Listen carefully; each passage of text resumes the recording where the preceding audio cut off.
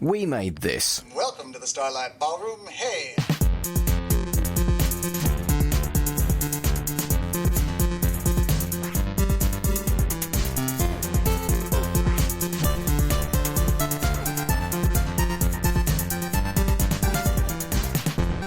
Hello and welcome to Shipwrecked Comatose. I'm your host, Mark Adams, and with me at this time is my regular co-host, Kurt North. Hello. Hello, mate. How are you? I'm all right. I'm very excited about Series 3. We're on Episode 2 now. We're looking at Marooned. But it's not just you and me, Kurt. We've also got the returning Matt Latham. Hello, Matt. Hello, I'm glad to be back again. And to be fair, I'm surprised you invited me back considering the Christmas special. So I would have thought I'd been banned. That Christmas special was definitely a thing. It happened. It was. But Matt, you picked the first 2 episodes of Series 2. You picked Marooned and then Backwards last week. Was there any particular reason why you picked that 2 out of the run? I think it was mainly because, Backwards is like a good episode, and it's one of the things it's remembered for as well. But the one I really love to talk about, and this is one of my favourites, Marooned, it's up there with Thanks for the Memory from the previous series, which I definitely did remember, and you haven't edited out the last time where I've forgotten what the name of one of my favourite episodes was. But this is the episode the 2 that I really wanted to talk about and come on, because I absolutely love Marooned. I love this episode. It is one of my favourites. It's like probably in my top 3. I love this episode. Interesting. And we've not actually had any kind of dummy throws or disagreements between our 3 regular guest hosts about which blocks they wanted. You all seem to have picked something each time that you genuinely like as your favourite pairing for that season. And I think that's really indicative of how brilliant Red Dwarf is. I jumping ahead, there is, I think, a Series 7 episode that I would have thrown the dummy out if I wouldn't have got. But thankfully I have got. But didn't you get in first? Probably. That's probably why, yes. There was definitely episodes that I wanted to definitely be on. But I'm on them all. Yeah, you're on all of them, yeah. Kurt. I'm all right. And there's definitely a Series 10 episode which I think I was first come, first serve as well, that I probably would have also thrown the dummy out as well. A little bit of kind of backstage for you there, folks listening in. We've got a Google sheet where the co-hosts can put their name down next to which episode they want to do. And yeah, no dummy throwing. Kurt, we've got some very well-behaved co-hosts. Give it time. We've not done too bad. We've picked a good posse, I think. I think we're doing all right.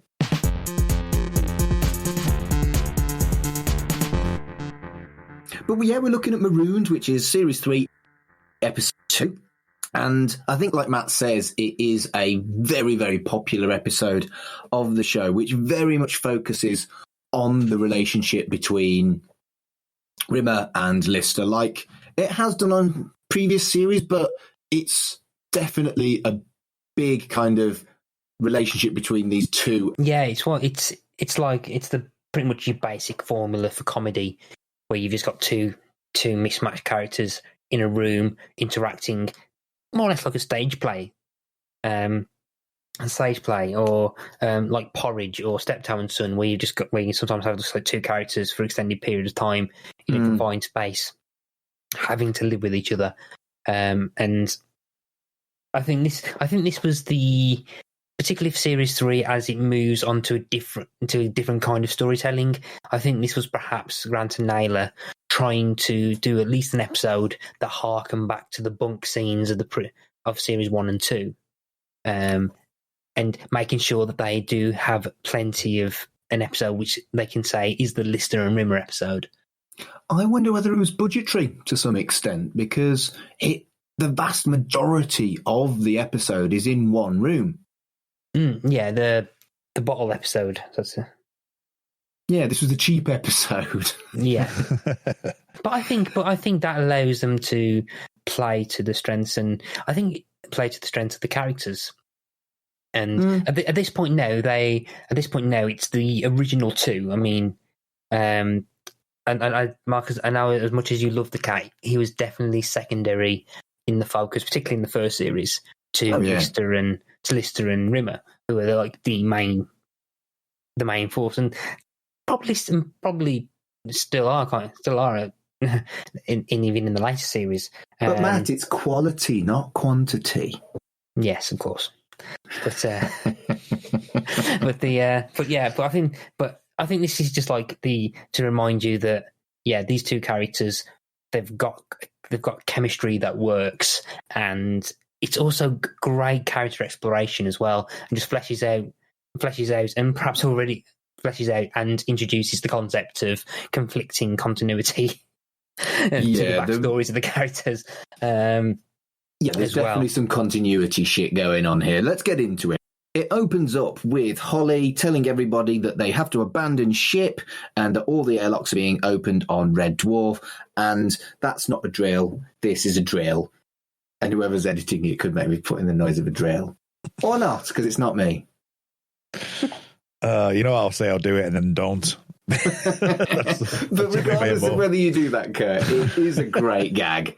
It's a great gag, and it made me laugh within seconds of the show opening. It is great. It's a great idea to do that when you're editing, but then I just get so lazy. I'm like, nah, I can't do it. But it is, and I love.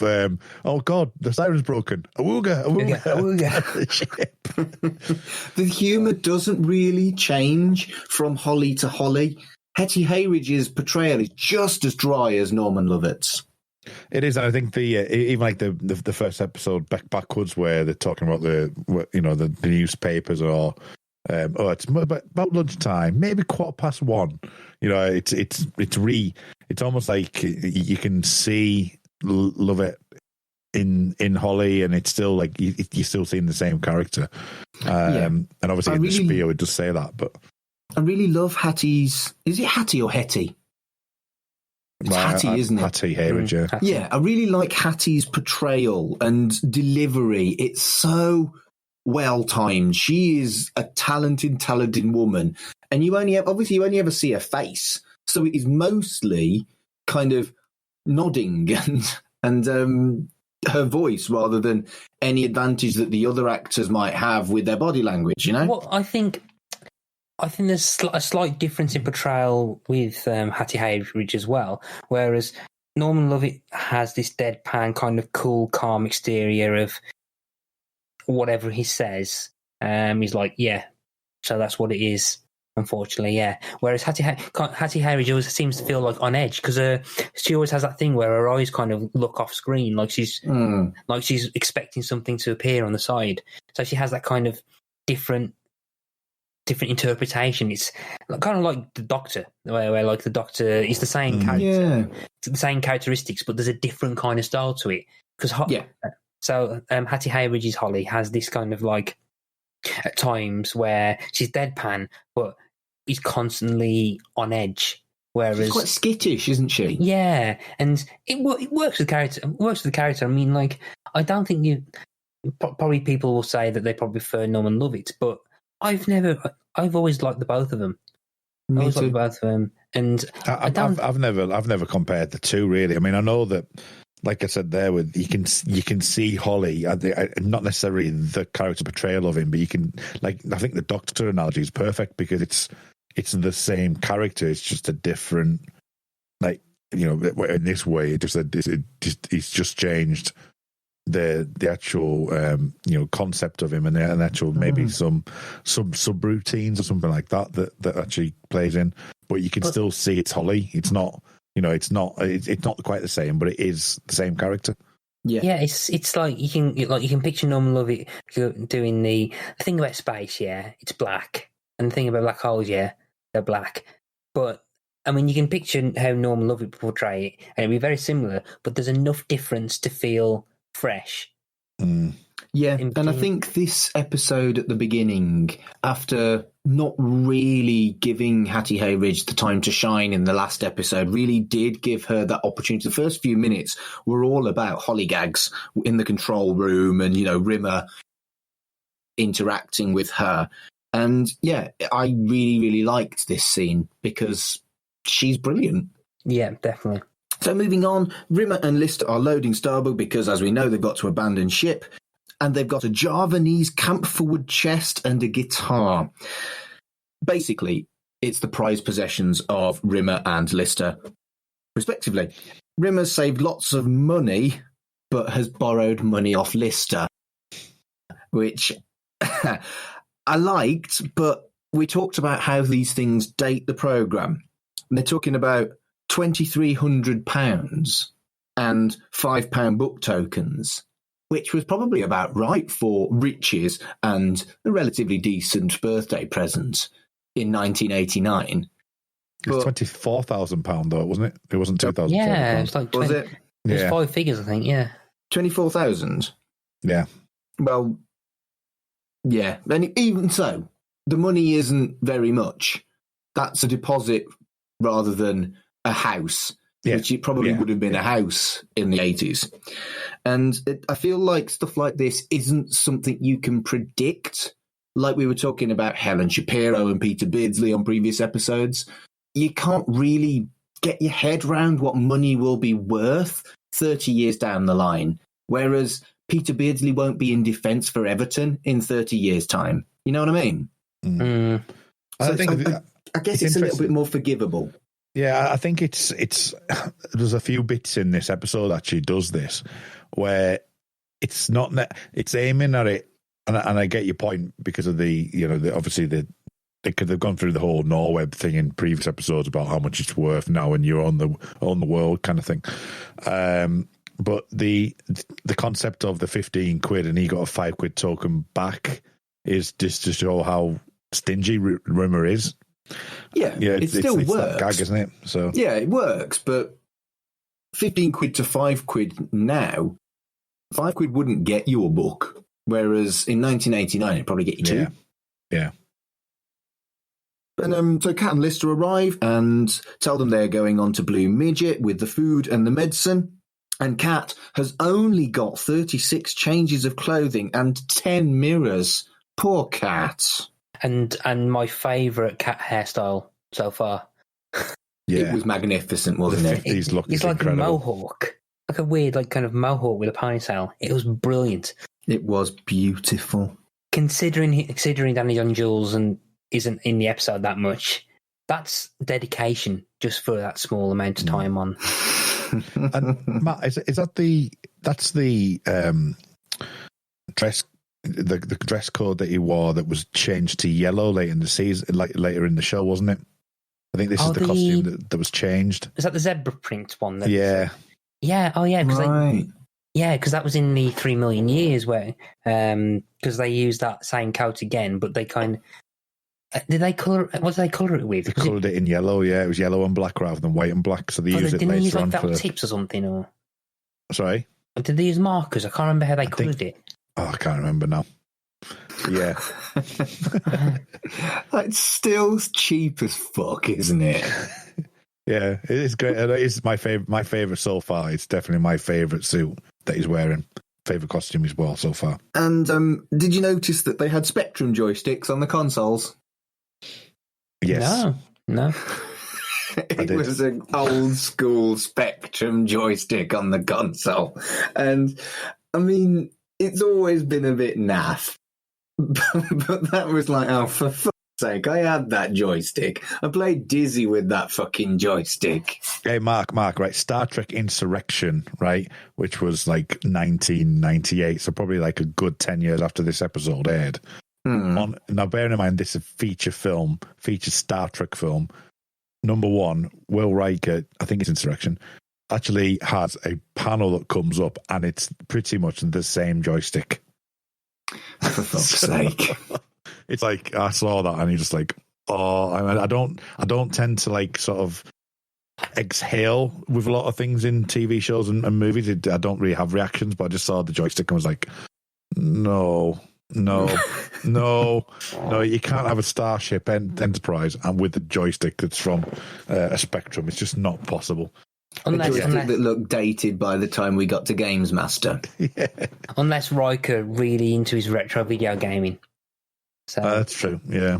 That was a character. That was a character trait they really should have put on in there, where he basically he comes to the bridge and he's basically late to his onto his shift because he spent ages trying to press the shift and run stop button on a Commodore 64 because it wouldn't run, or he's trying to unspool a tape cassette. You'd think that in Star Trek, everything would be backward compatible as well, wouldn't you? Or just all ROMs and emulators. Anyway, we're getting distracted, blah, blah, blah. Holly is going to navigate black and rendezvous with Starbug and Blue Midget after they've taken alternative routes. And on Starbug, Lister is dicking about with Rimmer's stuff. This includes wooden soldiers, and Lister questions why he's obsessed with war, considering he's such a coward. And I really like Rimmer's take on war, because it really is the kind of snob's take on war. And he says that bar fights aren't like war because they're not noble. And people really do think like that. Anything, pretty much that was the view of war before the First World War. Yeah. So I think the First World War, when you pretty much had the wars of attrition and trench warfare introduced with the, and I think it was basically pretty much the artillery and guns, I think were first really used in the, well, semi-automatic guns anyway, were first used in the First World War, and that kind of like took the, for lack of a better word, sport out of it. Whereas I think before the First World War, it was more of a noble defending your own country type thing. And I think it's that really creepy and sad that after the First World War, people do still think like that about the nobility of war. It's really well done and really icky. And I guess it's supposed to make Rimmer look like an outdated fuddy-duddy, and it definitely works. Yeah, because I think a lot of his books, I think a lot of them are probably pre the World War. I think, with the exception, I think Patton, but everything else seems a lot more based in the kind of stuff like Nelson and stuff, isn't it? Yeah, like Nelson, Caesar, Napoleon. And to be fair, Napoleon's actually been popped up quite a few times, so there's quite a good character, quite a good consistency in terms of that, because I think it's Better in Life, where he's Better in Life, where he meets, he goes, "You're my most favourite dictator," and and I guess there's an element of Rimmer having a bit of a Napoleon complex. He's not physically small, but he kind of sees himself as mentally small in a lot of ways. So I think maybe that's why there's so much Napoleon. Yeah, and I also think as well is that because he's always had the goals of being in command or an officer or a general, and I think, and he's always probably inspired by these kind of strong, kind of very male, very proud, masculine kind of he romanticizes it, doesn't he? He kind of romanticizes the whole aspect of it. That's a great word, romanticizing, and that's exactly what he does. And I thought it was really creepy and sad, but also a really good depiction. And then, of course, there's the line, "Stitch that Jimmy," which is obviously this week's quotable Red Dwarf. Whenever I was a kid and we were talking about bar fights, it would be "Stitch that Jimmy." And I never really thought about it, but it's kind of not racist. It can't be racist if they're Scottish, right? But it is a stereotyping of Scottish people as people who get into bar fights, and never thought about it until I rewatched it recently. And now I was like, maybe I shouldn't be saying that. It's funny you should get that, because I've never paid attention to that line ever. It's only when you've said it there that I've actually realised they've actually said it. Yeah, but it's a Scottish stereotype, and I never ever thought about that. I've never noticed or pay attention to that line, but it was one I always liked as a kid. But that's interesting, because most of the time when I've done a quotable Red Dwarf, you've at least nodded and said it was, Yeah, great. No, that's season 3. Things are changing. Yeah, maybe we'll have one episode where I haven't got a quotable Dwarf in future. I doubt it. Did you have? What was the one last week? The one last week, it was. I would go with. Yeah, I would go with thing, wasn't it? Insert, but I'd be thinking of insert. Yeah. Do that all the time. Just before we do move on as well, the one thing I do like, I mean, Chris Barry is obviously often someone who we talk about his rubber face and stuff that he does with, and he does it in this episode as well. But I do like the scene when they talk about the hacienda. And when Lister says he's running out the door, and he sort of does this running face with like a cross-eyedness, and it's something that comes across a couple of times in the show, where Lister pulls a face, or for example, when his memory gets dumped and he goes cross-eyed and stuff, and he's got this comical face that he pulls out occasionally. But I always find that hilarious when he does that move and that scene with the space bar. And it's interesting that they actually call it hacienda as well. I think somebody somewhere discovered that Craig Charles could do that and was like, "Well, use that." And then moving on, Rimmer says that a hypnotherapist once took him through his past lives, and he was Alexander the Great's chief eunuch. And and the fact that he's so proud. I think it's the idea that at least he was associated with someone, no matter what he was. But again, it's a strange thing considering he's the second from last ranked person on Red Dwarf. So like considering he said he was proud that he was a eunuch, which was what I don't know what the command structure of the Alexandra Palace was, but it was probably the same rank as he was on Red Dwarf. But I find it weird I find it interesting. I just find it interesting. I mean, it works towards the end of the episode as well that Rimmer's a person who we often know has got no balls, and the fact that he's the chief eunuch and they have no balls was a particular thing.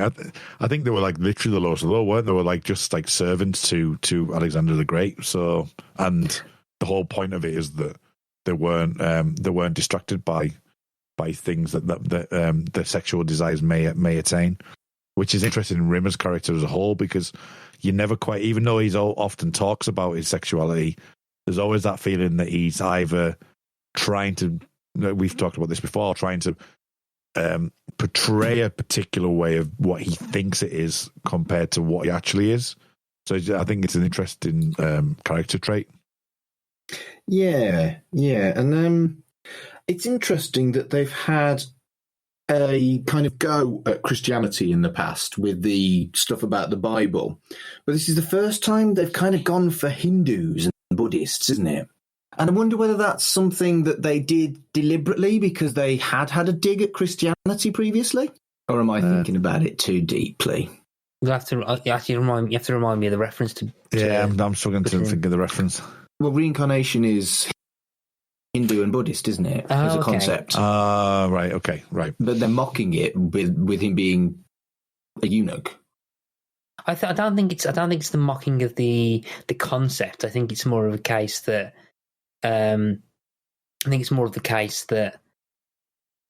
It's Rimmer trying to latch on to a legacy, to some kind of legacy that he admires, which then again, if you think back to the Rimmer family, apparently the Rimmer family are actually a very competent family of generals and leaders that he's already a part of anyway. But he's just not naturally predisposed to do that. So he seems to latch on to other legacies that he's trying to, and then finds some loose thing on. So he finds, oh yeah, I'm somehow associated with the Alexandra, so I'll latch on to that. Whereas technically he's part of this lineage of like successful generals and leaders. Yeah, so maybe you're right. So it's more like a reflection on himself, and with this, say, in the past lives, from a scientific point of view, it's likely that it's more his subconscious, like reflecting on where he stands in his family kind of hierarchy. Yeah, maybe I it's more of a tool than a dig, I suppose. Whereas the stuff with Christianity was clearly a dig. Yeah, think it that was was more definitely explicit. I don't think this is. I mean, I think it says something that when you mentioned it being a dig at Buddhism and Hinduism, that me and Kurt struggled to figure out what he was on about. I think that probably means that I don't think it was meant to dig at that. Maybe either. not. Whereas I think the Christianity one from with the cat Bible and stuff, that was a lot more explicit and a lot less subtle. Because as much as I love Red Dwarf, I don't think Red Dwarf does subtlety in terms of that. So no, maybe you're right. I just guess that it came across to me as a very pro-atheist show in the past, that maybe I've looked for something that isn't there. Okay, no worries, moving on. Lister says to Rimmer that he is clearly unhappy and should live for today. And at the moment he says that Starbug is hit by a flaming meteor and crashes onto a snow-covered planet. Can I just jump in just before we go to that section? There's something that I picked up on, and I don't know if it was in the minds of them moving forward, but he starts to explain some of the. He says Lister goes, "No wonder you're such a good singer." And obviously, in relation to the unit kind of thing, which was great. I mean, I did my music exams was on the castrati, strangely enough, but then Rimmer says, "Well, maybe it's rot. I don't know, but it's funny. To this day, I can't look at a pair of nutcrackers without wincing." Fair enough, good joke. But this bit here says, "And why is it whenever I'm in a large group of women, I have this overwhelming urge to bathe them in warm olive oil?" And then bearing in mind what happens later in seasons, where we get an alien kind of creature where he's tied up and being soaked in olive oil. In is it Sirens, the planet one, where they end up on Rimmer's planet, and it's all his internal thoughts. Oh, where he's like, yeah, I never thought of that. Yeah, it only dawned on me on this watch just before coming on. It was like, oh, hang on, that's nice, interesting cohesion between the two, that he thinks about this warm olive oil thing, and it actually comes within his psyche later on, which is a nice, again, what Matt was saying, a nice little touchstone on some kind of continuity there. I mean, each to their own. If you're into olive oil during sex, good for you. No judgment here, but it's not for me. It's not for me. Matt's gone quiet. Sorry? So there's the random slapstick scene that seemed to me was just filler, where Lister's in a big coat and falls over for no real reason. So I missed something here. No, they used BBC Antarctic footage, apparently, for that section. I think it's also just to establish about why they can't leave Starbug, because I think it's just like I think it just does a good job at just saying that it's actually really perilous out there, so they have to stay in Starbug.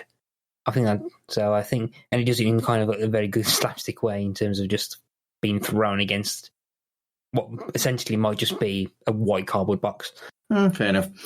And so when you're back inside Starbug, Rimmer is desperately trying to make Mayday calls, which aren't working, and they've already nearly run out of food. They've got some Bonjela, some dog food, and a pot noodle.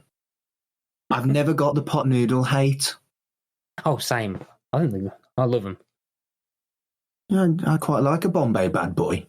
Do you like a pot? Right. We'll do a poll here. I like pot noodles. Matt likes pot noodles. Kurt, do you like pot noodles? I can't have pot noodles. Why not? Because what are noodles made of? Wheat. And? Egg. Correct. Oh. Yeah. I'm allergic to egg, man. So you've never had a pot noodle? Never had a pot noodle. Maybe the people who wrote Red Dwarf are allergic to egg. That explains a lot. But there's a lot of pot noodle hate. Anyway, Lister's worried that he'll die and that they're running out of wood. And some of Rimmer's books he has a look through those, and they all have foodie names. Harold Pinter was a particular favourite of mine. Because it's Pinter and it's like a clever joke for people what like books. Yeah. And they have a fascination with topics as well, don't they? Topics keep coming up. And I do like the way they said, let's change the topic. Stop talking about food. At this point, I was like, do you know what? I haven't had a topic for years. I really want a topic. Can you even get a topic? Maybe in pound shop. What is I don't know. Does, so you can get topic. topics. It's a chocolate bar, man. It was like got nuts in it and caramel, and it was like a shit Snickers. What's the one? Did it have like fruit in it? Maybe. If it had fruit, I tried it. I feel like it's been about 20 years since I've had a topic. Okay, so he asks Rimmer to take his mind off it and asks him how he lost his virginity. And we already know that Rimmer's only had sex with one girl. But apparently he's had sex with someone else, Sandra, in the back of the car. And this is the first of many acronyms. Acronyms? No. What's the fucking word? Anachronistic? No, anachronistics when like you see a TV aerial in the back of Downton Abbey.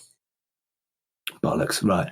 This is the first of many flubs that, with continuity, has gone to pot. I do feel like this is the episode where you spot that continuity's gone to shit. Because it was supposed to be Yvonne Magruder. I mean, it's that big that even Mark's agreeing to talk about it. Well, I mean, it's one of my favourite bits. That many? And they've ruined that many joke. Devoed. But I think this whole conversation leads to, I think, some of my favourite bits as well. But it's a shame. Right, okay, I've got an idea. Right. Here's an idea for you, right? So, Rimmer is a unreliable narrator, right? The fact that he will often think or try and think of what people want him to say. So the fact that he's trying to do that, and not only that, and I was going to touch upon this anyway, Lolita, the book, it has some serious issues with, which we'll get into, but that book is based on an unreliable narrator as well. So you could, if you wanted to, Mark, put it in that category of being, it's just that Rimmer's being unreliable with his facts because of, the fact he wants to, he's put under pressure and he feels like he's got to make something up or hide something. That does have a lot of merit to it. I mean, that'll probably explain why he ends up talking about the car over the girl, actually, as well. Whereas when he was talking about Yvonne Magruder, he was a lot more Magruder-focused, I'll just say. Yeah, and he was drunk, wasn't he, when he was talking about that? So that almost like could be the fact that his guard slipped there, whereas like at this point he's more like, oh, I don't want to talk about anything. You know what I mean? So there is that element that you could use. Good point, well made. I'm not sure it's true, but still it's believable. Headcanon. Yeah. And Lister obviously lost his when he was 12 on a golf course, and Rimmer is mortified that he wasn't a member of the golf club. That's one of my favourite bits in the whole show. I was like, oh, did you need to when you was 12? 12? 12? But you couldn't have been a member of the golf club then. Yeah. And, I mean, it's not exactly Mark's quotable stuff, but I have kind of a habit of, particularly stuff like that, because of this, I will try and latch on and make a comment completely unrelated or just basically as Rimmer as possible. In fact, I have there's like an ongoing joke now where if my friends are posting like selfies or pictures with themselves in, I will then just start randomly commenting something in the background. Oh, that's a nice path in the back. Or like if there's like a, it was someone I worked with who just used to always send like post selfies of herself and stuff, and I was saying, oh, that's a nice bathrobe, or that's a nice bath, that's a nice like tell rail, and I'm convinced I got that method of thinking because of this scene and because of Rimmer. You just latch onto or focus on the uninteresting bit. So, but I just love the delivery. I just love the build up. It just kind of goes on. It goes past what you normally think a joke would be. Chris Barry knows the timing perfectly. 12. He says the word 12 a bit more than perhaps he should have, but then he goes, "You couldn't really remember the golf club then." And the way he just hits it, it's just pitch perfect, and it's one of my favourite jokes on the whole show. It's the timing element of it. I mean, it was an interesting, because I won't claim ownership of this, but the Rob Grant, Ed By, and I can't remember the third person who was talking in the quarantine YouTube about this scene, and the question came up, and I know we've talked about 80s ick before, but the question came up about whether or not this would get past the compliance people nowadays. The fact that he lost his virginity at 12, so that was something that came up. And when I was kind of like researching for this episode, and again this goes to the Lisa thing, that I think probably where the 12-year-old thing came from was that the Lita novel itself it talks about the guy Humbert who's obsessed with a 12-year-old girl sexually. Yep. So it's kind of like, has that come from there to some regard? And on a separate note, Rob Grant actually admits that it was him that lost his virginity on a golf course, and he said he hasn't told anyone that before. So, but it was an interesting discussion about that 12-year-old thing, because I know we've talked about things like this before, but it was an interesting thing to talk about. I think there's something about it being a man losing his virginity at 12. If it was a woman who'd lost her virginity at 12, it would be much more controversial, I think. There's a certain level of bravado amongst men about how early they lost their virginity and stuff like that maybe you don't have with women. I think culturally and in stories as well, there's a different, I don't want to say different opinion. If an older female and a younger male doesn't seem as taboo as the opposite, if that makes sense. I feel like at the time this was filmed, you're absolutely right. Yeah. Maybe significantly less so now. But yeah, even now, there's a very much a bravado thing when it comes to men and not having lost their virginity.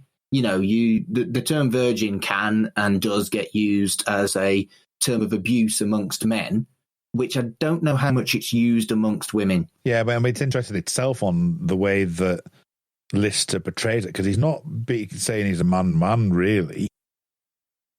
It's more matter of fact in the way that he says it, and it's almost like he's looking up to that girl who's brought him into that world, if you know what I mean. It's like almost like the gateway into it. And we'll talk about sort of the time 1989 and stuff like that. Then there's an interesting debate to have with whether or not, as I say, where does that lie with that idea and that thought. And you're right with the way it was portrayed there, but the question is, the question that they were asking is, would that get through now? I don't think it would. Probably not for something that isn't supposed to be super gritty and doesn't have swearing in it and is broadcast at 6:00 on BBC Two. It would need to be post-Watershed for sure. It's definitely something that I didn't immediately. I'm normally like bang on for 80s ick, but because it was a fella, I didn't pounce on it like I would have done if it had been a girl. I think maybe that says something about me. There's a lot of ambiguity about the girl. Anyway, I've always assumed that they were the same age. Yeah, so did I. Actually, I didn't. I assumed she was slightly older. I'm not saying by much, but I was envisioning like someone that was 16, 17-year-old. But it's not made explicit either way, so I think maybe there's definitely ambiguity in there. Yeah. Maybe it's ambiguity is what's made us all think slightly different things. Yeah. Also, and there's one of the other lines that I always seem to remember, and I think I've also used it as well, is one where it says, "Oh, everyone knows but what happened when you lost your virginity." Like when they put the toupee to cover the hose on later, or when Cliff Richard was shot. And I've often mentioned the clip when Cliff Richard was shot. Like when just random stuff. Like, oh, it's when so and so, when Cliff Richard was shot, and so and so, and so and so. I mean, sometimes people miss it. Some people get, wait, what? I'm surprised that a Liverpudlian delivered it. Why? Why? Because the Beatles are idolised in Liverpool. And it's clearly a play on the fact that everyone knows where they were when John Lennon was shot. Yeah. Okay. So I'm surprised a Liverpudlian wanted to deliver that line. I think it's just probably because it's like another one of these kind of absurd kind of modern day kind of references, but with fictional futures. Again, I always jump to the Peter Beardsley. Yeah. Peter Beardsley, Romeo and Juliet. Or was it West Side Story? I can't remember. Basically, the romance film starring Peter Beardsley. That's the crowning. That's the crowning achievement. That's the level. So far, as I've been rewatching along with this, nothing's beaten the Peter Beardsley line in terms of just absurdness. But speaking of West Side Story, the way that Chris Barry delivers that the whole William Shakespeare stuff, and he's on the verge of like breaking up of laughter is just brilliant. I just love how he's literally wincing with trying to like laugh, and he has to hold it in. The camera stays on him because it's a handheld camera, and it's just like you can totally tell he's laughing. It's just brilliant. So let's talk about the Shakespeare thing. Rimmer loves William Shakespeare. In series 1, he referred to him as Wilfrid Shakespeare. It's another problem with the story here where the Smeg-ups are dropping like flies. He might have learned that it was William Shakespeare. I think he's read the cover since then, I think. Fine, I'm trying not to be bitchy about it, but it's worth it for the I rich. can't believe the tables have turned that we're like trying our best to like keep it on. It's because it's Shakespeare, and I was offended that they remembered Peter fucking Beardsley in 3 million years in the future, but they didn't remember Shakespeare, and now they do remember Shakespeare. So maybe that's good after all. And there's a very, again, it doesn't leap onto it, but there's the idea that I think it's either, I can't remember, it was either Rimmer or Lister saying that, it might have been Rimmer saying that's the last copy of one of like the important works written by one of the most famous playwrights ever, and they're about to burn it.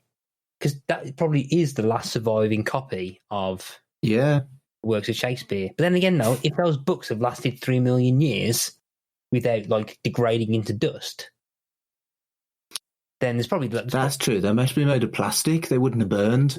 More Smeg-ups! But the idea being is that they've got a lot of the stuff that they've got there is probably the last copy of anything. The last copy of a Lolita or the last copy of the complete works of Shakespeare. And in their hand they have so if they ever do find a way to kind of continue the human race, culture, like the Earth culture would have just vanished.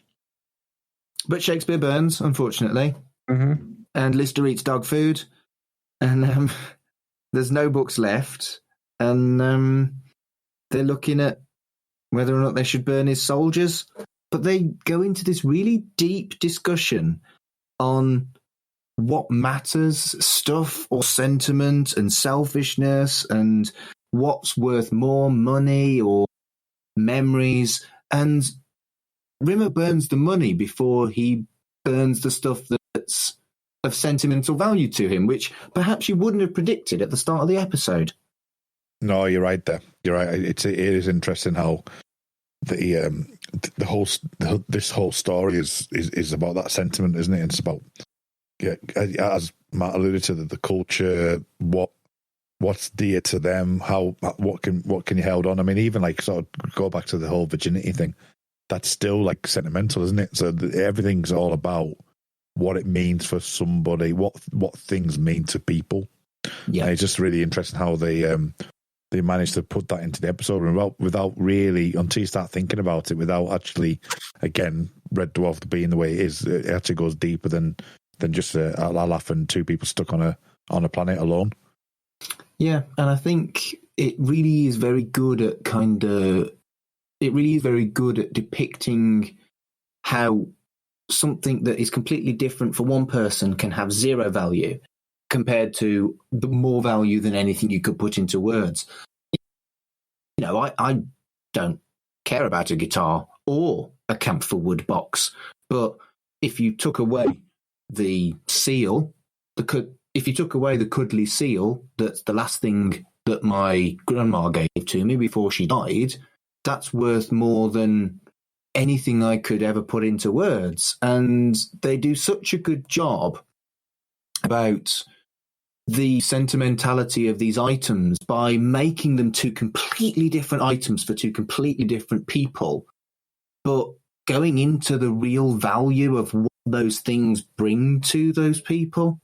Yeah, for example, when this talks about his guitar and how much it means to him, and what it and basically the symbolism that is attached to it. So like you kind of build it like a personal mythology based on the experiences and sentimentality of like objects and what it means to them and stuff. And that's what the guitar kind of meant to Lister. He goes, yeah, it's only got 5 strings and 3 of them are G. I mean, well, you know, no one in the world wants, well, very, very few people in the world want a cuddly seal, and no one wants that cuddly seal any more than, I'm sorry, I'm looking at it now, and it's completely shat on when Rimmer goes for a walk, having told him to burn the guitar, and he cuts a guitar shape out of the camphor wood chest and burns it, pretending that it's his guitar. After all this really deep and meaningful stuff, Lister's a massive bell end. Well, it's interesting though, because what I think is interesting in it, that it's obviously placing everything on the soldiers, and the twist is that it was the actual chest that was most dear to him, and we've talked about this before with Lister, that when he makes a massive fuck up, he's realised just how bad he has been, and I think you have to take that level of like, yeah, all right, well, my guitar's worth so much to me, and this is what it means to me. And he's obviously gone, well, the soldiers and whatever, the chest is just the chest, that I'll cut that or do that. And he just doesn't, there seems to be, this is the second time it's happened to him, where he doesn't quite understand the reason or the thing that is really pertinent to Rimmer. And obviously when Rimmer comes back and does his whole spiel there, and Lister realizes it, you know, it's heartbreaking. You know, it really is, the way he delivers it as well. And just realise as well that Rimmer walked outside and was unfazed by the whole, and not affected by the thing. Why didn't you just like spend ages walking around trying to find something? I just realised that. Because there was too much snow, they couldn't find any wood. Wasn't that why Lister was out there in the first place? Yeah, but why did Rimmer go out if he's not affected? To give him some time with his guitar, if you remember. Yeah, no, we're just saying, like, why send Lister out if Rimmer could just wander around without not being affected? We're trying to find a way to contact the others. So, but yeah, we don't. But yeah, it's just one of those legal things that we don't talk about. No. But I think, does Rimmer feel cold and hot? No, he doesn't. But he also can't smell. We'll come on to that. But he can smell. Well, yeah, he can in this episode. He can't in any others. He also uses the panel, even though he shouldn't be able to touch it. Mayday, mayday, mayday. This is definitely the worst episode for errors, I think. And I just don't think I care, because it's so good and it's so interesting and it is really, really funny in some places. but I can't think of another episode that is as bad as this. I never thought of that Ascension Sunday thing. It's a great joke as well.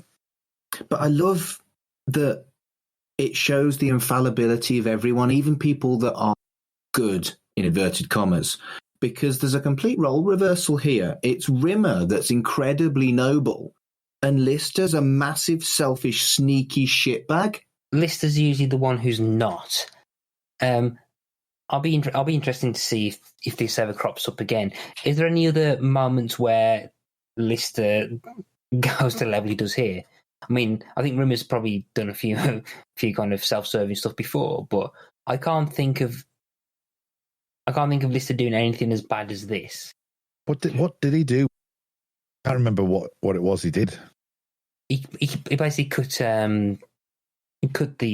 his Rimmer's chest. Yeah, no, sorry. I mean, before, because me and Mark have talked about this on a previous episode about he did something and I can't remember what it was. Oh, he's never done stuff deliberately before. Like, for example, when he erroneously gave Rimmer a memory that fucked with him, that wasn't deliberate. Whereas this is clearly deliberate and clearly an act of pure selfishness and lies. I think there was the case, particularly thanks for the memory, where there was a noble reason. Misguided, yes, but there's always but he had a kind of noble reason to give Rimmer that memory. So it wasn't kind of a self-serving thing. It was just to try and give Rimmer an experience that he never had. Whereas here, this was pretty much him kind of lying about destroying one of his key things and pretending to come across as noble when he wasn't. I mean, to his credit, I think Lister immediately he's incredibly guilty basically, and then never fully admits it until he has to. But I don't think he's done anything as kind of self-serving as this. This is the most Rimmer this is something that you'd see Rimmer do. This is the most Rimmer that Lister's been so far. I think it's important to not portray Lister as whiter than white, though. And I think this is quite brave in as much as it really does go further than you might have expected. But I think it's important that everybody is going to go a bit crazy and going to be a bit selfish in the situation that they're in. Yeah, and he's fallible, isn't he? At the end of the day, it's people make mistakes, but you're right. It was thanks to the memory, and yeah, it is interesting that both episodes, Matt, that you particularly like, do have this element to it. I know that it's different. I know that I can clearly see the dividing line between the two, but it is interesting now. It's like the choices that are made on each other that seem to be the points of this. And you know, I mean, as I say, in his defence, he wasn't going for what he believed to be the sentimental part, but it still was avoiding his, and it's difficult. I think one of the key reasons that I probably really like Red Dwarf is that I think one of the big things that attract me to it is that I really quite like the Rimmer and Lister relationship, and particularly the episodes which kind of get under each other's skin, and how they have to how they react to each other. There's probably the commonality between this one and Thanks for the Memory in terms of how they interact with each other and how they bounce off and stuff. And there's quite a bit of development for both of them as well. So I never really thought about that kind of connective reasoning between the two of them before. But yeah, it probably makes sense why I probably like those two. So yeah, we've touched on it already. Rimmer smells that it's camphor wood and is more impressed because he thinks that the guitar was made of camphor wood, blah, blah, blah. And holograms can't smell. Let's just ignore that. And then the soldiers burn. We've covered this scene, I think. And then a nice little bit of light relief. Oh my goodness, the earmuffs on Crichton and the hat that the cat has when they're coming through the snowstorm. Best outfits ever. Yeah.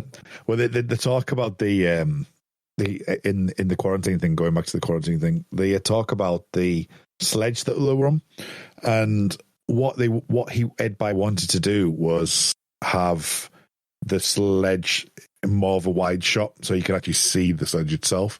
But they couldn't put the chrome key on it. It just didn't work. It was becoming too invisible when they tried to like sort of kind of blue screen it out kind of thing. So they have to change the colour of it to make it stand out so it doesn't become see-through. So they had to have these really tight up images of Cat and Crichton to avoid seeing the sledge itself. And I think there was a scene where they were meant to go mush, and it does happen, but it happens off screen, so you don't actually physically see it. Right. So there was the scene there that was meant to be a bit more visual than it actually became.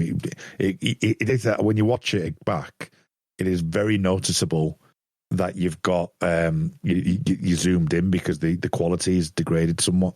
I was just enjoying earmuffs and hat. This is why I think they got away with it because of the sharpness of the outfits. But I'll probably have another watch back and go, oh, that was obvious. I'm an idiot. I don't think you'd be an idiot. I don't think I noticed it. I think it's one of those things where you just, because Red Dwarf has so many of these chrome key things, like thanks for the memory anyway, where you can see through Lister's hair or you can see through Rimmer's hat and stuff like that. You just get used to it because it's obviously of its time and they were trying to do the best of its time. So, so it's not like, it's not like, and I'll always go back to this, The Matrix Reloaded, where you've got the Keanu Reeves fighting for the good first 5 or so minutes, and then it goes computer graphic-y straight after it, and it's like, oh, and it just stands out because it's like it was so good until that point, and then it just goes to this computer graphics scene, and the whole fight's like 12 minutes long. But it's like, oh, it's taking me right out. Whereas you're used to it in Red Dwarf because they're using the things that they can use at the time. They're at the leading edge of that technology, and they use it as much as they can. And if it does fail on occasion, they try their best, and you don't really notice it as much. On my other podcast, Right in the Childhood, which is basically comparing children's TV shows, is that when I show 24-year-old Fraser, my co-host, stuff that was cutting edge in the 80s, he just simply can't get into it because he can't suspend his disbelief for something like the tripods or Doctor Who or even Robin of Sherwood he struggled with. And we're looking at this from people who remember it as it was at the time and are giving it some leeway. But I think if someone in their 20s looked at this, they'd probably think it was naff. Yeah, I could see that. I mean, it's difficult for us, isn't it? Because we've been in that world, so it'd be an interesting feat to bring someone on who may not, and give them the worst episode that we could think of that has it. So the soldiers are burning and Rimmer salutes them. Lister is feeling like shite and tells him that he needs to tell him something. Did you notice that this is the first time that Rimmer had called him Dave? No, actually. And I think it's from he believes their friendship has grown stronger because of the sacrifice, and he calls him Dave, which just adds to more of the cringe. I'm pretty sure it's the first time he calls him Dave. It's certainly something he hasn't done very often if he has done it before. And it's even more fucking heartbreaking, isn't it? Yeah. Yeah, but it's, again, you can see the guilt on basically Craig Charles just looks like the most guiltiest person ever when he just walks in, grabs it, and then just kind of shuffles off and tries. He has good guilt face. Yeah. Yeah, the cat arrives, and Crichton arrives shortly afterwards. Crichton's got food and explains that they've been searching for them. Holly confirms that the black holes were grit on the scanner. Rimmer sings Lister's praises about honour, and then Lister collects his hidden guitar. Rimmer checks the trunk, discovers what Lister had done, and asks Crichton to get him a hacksaw. I'm going to do to Lister what Alexander the Great once did to me. I absolutely love that. I love that line. It's just the thought of it as well. it's payoff. It's like things building up and paying off, and like references calling back, and look at a joke that you just keep building towards, and it's just a great payoff. I love that line. I love this episode. But not only that, the other payoff is the bit when it's like, yeah, it was 5 specks of grit. And it's like, oh, they did this for nothing. Yeah. Yeah. The thing about grit, right, is that it's black. You haven't got space yet. It's black. I think that is my quotable. It's like the thing about space, right? It's black. The thing about black holes, they're black.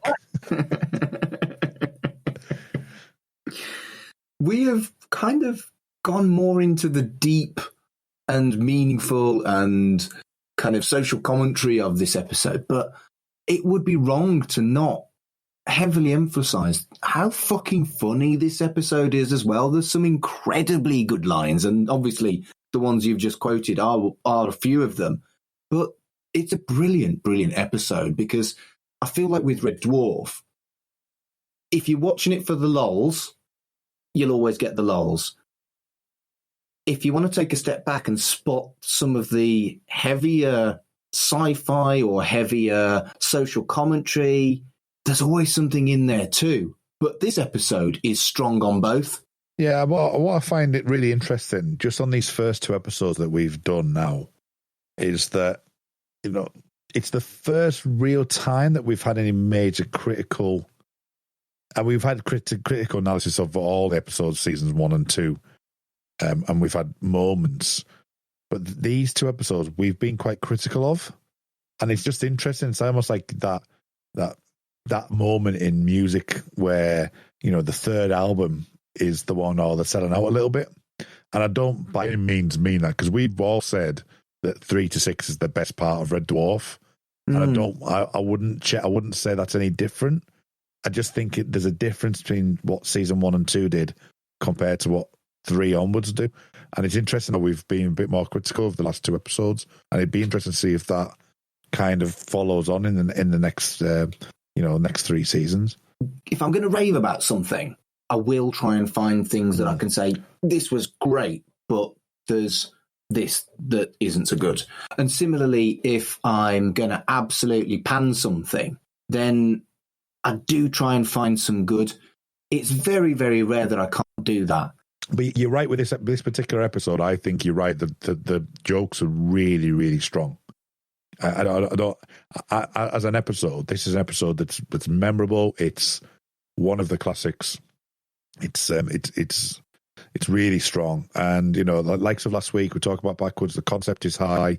It's a really good thing, but then it kind of falls apart with its thoughts. Where if you look back at some of the season 1 episodes, like even as early as the second or third episode of season 1, the concept works really well. Future Echoes, you know, for example, it's almost like they're just trying to push that a little bit harder, but the quality overall has changed. You know, the look, the style, the feel, the jokes in this one, I think, are really, really strong.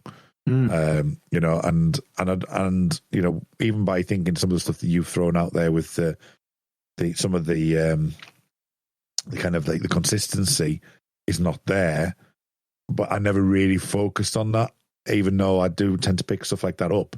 I haven't really focused on that on this episode until we've gone through it today. So it's really interesting. I think it's because this is the episode in my head that has the most inconsistencies. Yeah. And I'm probably not going to be critical of inconsistencies in the future. And we've said we're not going to focus on them.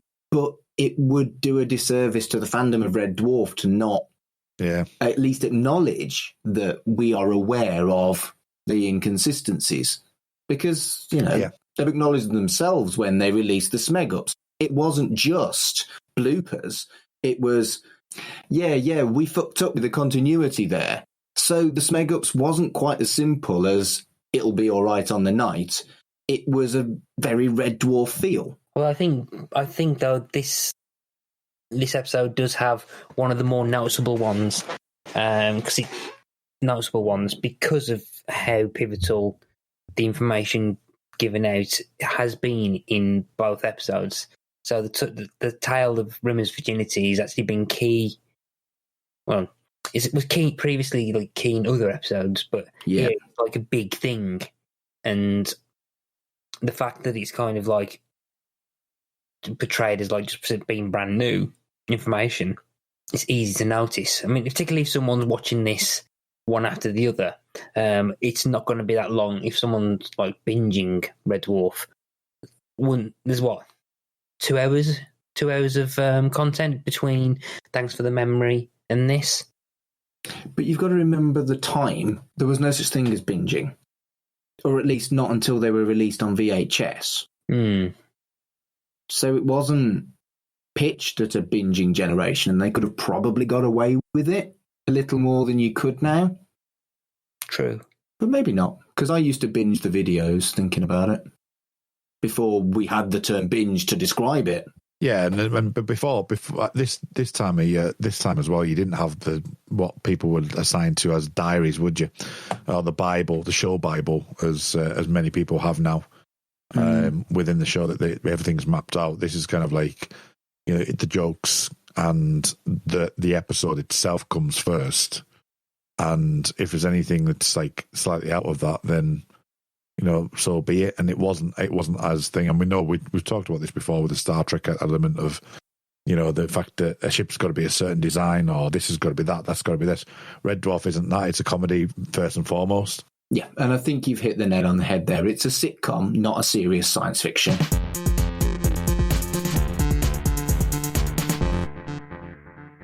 So that's about it for Marooned. But before we go, Kurt, where can people find you on the internet? You can find me on that internet on Twitter at rmuldrake. That's RMULDRAKE. I'm on a whole host of different shows. I've been on Observing the Pattern. I've been on Pick a Disc, which is obviously Matt's. I've been on my own Xcast, which is the X-Files. Time is Now, which is the Millennium podcast at the Time is Now pod. And Make It So, which you can find at Jean-Luc Podard, which is a Star Trek Picard podcast. But the best place, if you're going to see what I'm up to, is on my personal Twitter at rmuldrake. Matt, what about you, mate? You can find me online. You can my personal Twitter account is ZanMatt or XandMatt. And you can listen to my podcast, which is Pick a Disc, where people go onto an album and talk about an album that they've picked. So it's not really that clever a name thinking about it, but yeah. And as for me, if you're looking for me on Twitter and Instagram, it's at MarkAdamsHC. I have 3 podcasts. Like Kurt, I'm a little bit of a podcast whore. I've got Super Tat Film Club, which is a weekly B movie podcast at Tat Club on Twitter. I've also got Right in the Childhood, which is a fortnightly podcast about 2 different generations looking at each other's kids' telly. That's at RITC Pod on Twitter. And finally, I have also got Life's Milestones, which is a podcast based around my job as a humanist celebrant at Life's Milestones on Twitter. And all of the shows we've mentioned, if you're listening to Shipwrecked and Comatose, whatever you're listening to us on, you can listen to all of our shows on that. Just have a little searchy search. So, thank you very much for joining us for Shipwrecked and Comatose. And until next time... Awooga. Elsewhere on We Made This. The Time is Now, a Millennium podcast. But no, I mean, I will say that Rise of the Machines also kind of like argues against Terminator 2, of course. Back to where it was. Like Rise of the Machines, like then goes, maybe they're both right, and shrugs its shoulders. It's like, maybe you can prevent Judgment Day, but only for a little while. And it's like, that's not an argument. Pick a side. Pick a lane. You can either change the past or you can't. None of this wishy-washy. You can change it sometimes, but you can't really change it. So it all balances out. Yeah, no, pick a damn side.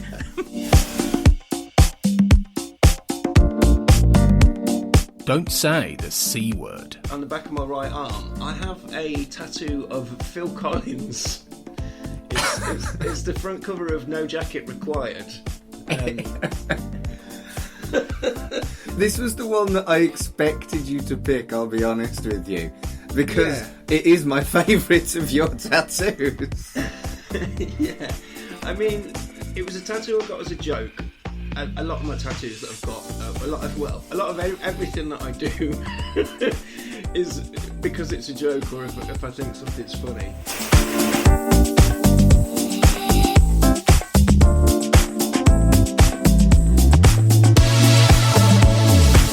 We Buy Records. Eric Clapton and Van Morrison have released an anti-lockdown song. How do you think about this? Where does this sit on the shitometer? I think it redefines the shitometer. Right. So I think it's raising money for musicians who are affected by the lockdown and the lack of gigs, etc., which is a good thing. Yep. But then you see Van Morrison and Eric Clapton, a bad thing. So, right. Do you know what I mean? I love Van Morrison's music. I don't particularly like Eric Clapton's music. I quite like the 60s stuff. But they're a couple of whinging old men, aren't they? Old man babies complaining that they can't go and lick whoever they want. Ooh.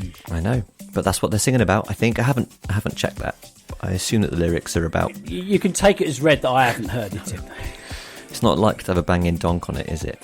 It's unlikely to have a banging donk. Check out all of these shows and more on the We Made This podcast network.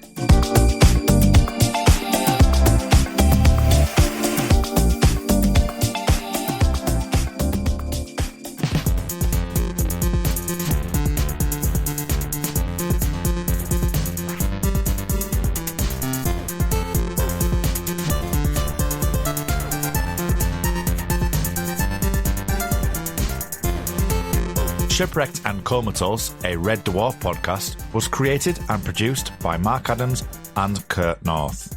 You can find us on Twitter at Red Dwarf Pod, and we are part of the We Made This podcast network, which can be found online at wemadethispod.com or on Twitter at We Made This Pod.